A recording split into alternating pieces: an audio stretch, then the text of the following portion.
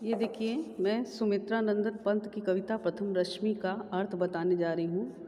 ये आप देखिए, इसमें कवि जो है बाल पक्षिणी यानी कोयल से प्रश्न कर रहा है। बाल पक्षिणी कोयल से प्रश्न करना है कि सूर्य की पहली किरण का आना तुझे कैसे मालूम है। रंगड़ी माने अनुरागनी।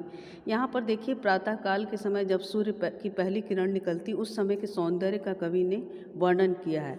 कवि कहता है, हे बाल पक्षिणी, विहंगनी माने पक्षिणी होता है, पक्षी को कहते हैं। रंगड़ी माने अनुरागनी।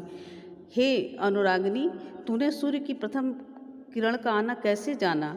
तूने कैसे पहचान लिया कि प्रातःकाल होने वाला है? हे बाल पक्षिणी, तूने ये गीत कहाँ से सीखा? प्रातःकाल में पक्षी चहचहाते हैं, तो उन्हीं को प्रश्न करते हुए कवि कहता है, तूने ये गीत कहाँ से सीखा?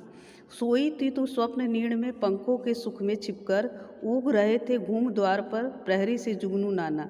तू तो स्वप्नों में खोई हुई थी, तू अपने घोंसले में, नीड़ माने घोंसला, तू अपने घोंसले में स्वप्नों में खोई हुई थी, सुख से पंख समेट कर सोई हुई थी, और तेरे द्वार पर जुगनू पहरा दे रहे थे। घूम घूम के तेरे द्वार पर जुगनू पहरा दे रहे थे। रात में जुगनू चमकती, उसी को यहाँ संकेत किया गया है। शशि किरणों से उतर उतर ऊपर काम रूप नवचर, चूम नवल कलियों का मुख मृदुमुख, सिखा रहे थे मुस्काना। अब यहाँ कवि कह रहा है कि रात्रिकालीन वातावरण का चित्रण किया गया है कि चंद्रमा की किरणें मानो पृथ्वी से उतर उतर कर पृथ्वी पर रहने वाले, नभ में रहने वाले निशाचर लोग और वो पृथ्वी पर आकर मधुर मुख से चुंबन करके कलियों को मुस्कुराना सिखा रहे थे। अब आगे देखिए, ये कविता देखिए। स्नेहहीन तारों के दीपक श्वास शून्य थे तरु के पात, विचर रहे थे स्वप्न अवनि में तमने था मंडप ताना। स्नेहहीन तारे माने जैसे तारों में बिना तेल के तारे जलते हैं, तो तेलहीन तारे दीपक के समान जल रहे थे। और वृक्ष भी जो है श्वास शून्य थे, अर्थात हवा नहीं चल रही थी, वृक्षों के पत्ते स्थिर थे। और सारा संसार जो है स्वप्न में, पृथ्वी में सारा, अवनि माने पृथ्वी में सारा संसार विचरण, स्वप्न में विचरण कर रहा था। अंधकार ने आवरण डाला हुआ था। तमने था मंडप ताना माने अंधकार ने आवरण डाला हुआ था।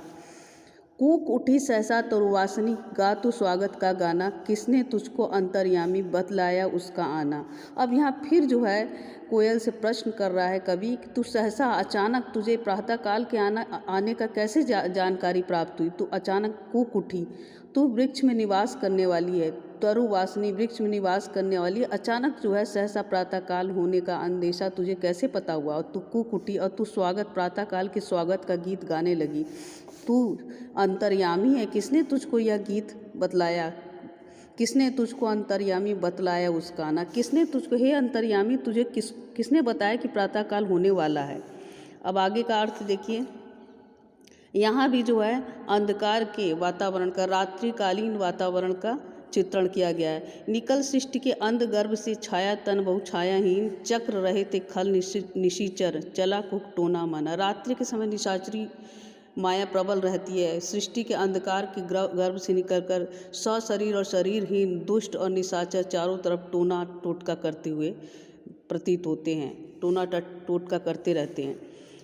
छिपा रही थी मुख शशिबाला, निश के श्रम से होशहीन, कमल क्रोण में बंदी था अली, कोक शोक से दीवाना। अब यहाँ कहा, यहाँ भी रात्रिकालीन वातावरण का जो है चित्रण किया गया है कि शशिबाला माने यहाँ चंद्रमा का मानवीकरण कर दिया, उसे शशिबाला बना दिया है। चंद्रमा की रूपी, चांदनी रूपी बाला मतलब चंद्रमा रूपी बाला जो है मानो रात्रि के श्रम से शोभाहीन हो गई हो, और कमल की गोद में भंवरा बंदी हो। अली माने भंवरा, क्रोड़ माने गोद, कमल की गोद में भंवरा बंदी था। चकवा चकवी के शोक में दीवाना था, कोक शोक से दीवाना, कोक माने वही चकवा को कहते हैं, चकवा चकवी के प्रेम में दीवाना था, शोकग्रस्त था। मूर्छित थी इंद्रिया स्तब्ध जग, जड़ चेतन सब एकाकार, शून्य विश्व के उर में केवल सांसों का आना जाना। अब यहाँ कवि कह रहा है कि सारा संसार जब सो रहा था, ऐसा लग रहा था जैसे इंद्रिया मूर्छित हो गई हो, संसार शांत था। स्तब्ध जग माने संसार शांत था, जड़ चेतन सभी सो रहे थे, इसलिए सब एकाकार प्रतीत हो रहे थे।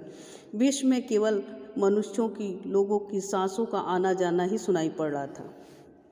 तूने ही पहले बहुदर्शनी गाया जागृति का गाना, श्री सुख सौरभ का नवचारणी, गूथ दिया ताना बाना। हे कोयल, हे पक्षिणी, तूने ही, हे बहुदर्शनी सब कुछ देखने वाली, तूने ही प्रथम गीत जागरण का गाया है। सुख सुगंध में आकाश में चारों तरफ ताना बाना गूंथ दिया हो। निराकार तम मानो सहसा ज्योति पुंज में हो साकार, बदल गया द्रुत जगत जाल में धरकर नाम रूप नाना। अब यहाँ पर प्रातः काल का चित्रण किया गया है। कवि ने कहा है प्रातः काल के समय जो सौंदर्य होता है उसका वर्णन किया गया है कि मानो निराकार अंधकार मानो एक ज्योति पुंज में बदल गया हो, एक प्रकाश पुंज में बदल गया हो और अनेक रूप और रंग धारण करके इस संसार में फैल गया हो। सियर उठे पुलकित हो द्रुमदल, सुप्त समीरण हुआ अधीर, छलका हास कुसुम अधरों पर हिल मोती का सा दाना। अब यहाँ कवि कह रहा है वही प्रातःकाल के समय प्राकृतिक सौंदर्य का वर्णन किया गया है कि जो है पेड़ों के दल जो है वो खिल उठे हैं, पुलकित होना उन्हें प्रसन्न हो जाना, मानो पेड़ जो है प्रसन्न हो उठे हों और वायु जो शांत थी धीरे धीरे बहने लगी। सुप्त समीरण हुआ अधीर, समीरण माने वायु को कहा गया, समीर माने वायु, माने शांत वायु धीरे धीरे बहने लगी और पुष्पों के अधरों पर मानो ओस की बूंदें मोती के समान चमकने लगी। खुले पलक फैली स्वर्ण छवि, खिली सुरभि डोले मधुबाल, स्पंदन कंपन हो नवजीवन, सीखा जगने अपनाना।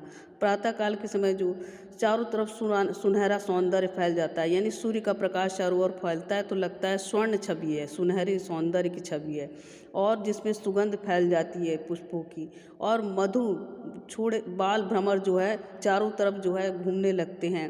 पृथ्वी में एक कंपन हो जाता है, लगता है पृथ्वी की धड़कन चल दी हो, नवजीवन हो पृथ्वी ने प्राप्त कर लिया और संसार ने इस नवजीवन को अपना लिया। प्रथम रश्मि का आना रंगड़ी, तूने कैसे पहचाना, कहाँ कहाँ है बाल व्यंगनी, पाया यह स्वर्गीय गाना। प्रथम रश्मि का आना ही अनुरागिनी, तूने कैसे पहचान लिया, हे बाल पक्षिणी तूने ये स्वर्गीय गीत कहाँ से सीखा। इस प्रकार मैंने आपको इसका अर्थ बताया, आप कॉपी में नोट कर लीजिएगा।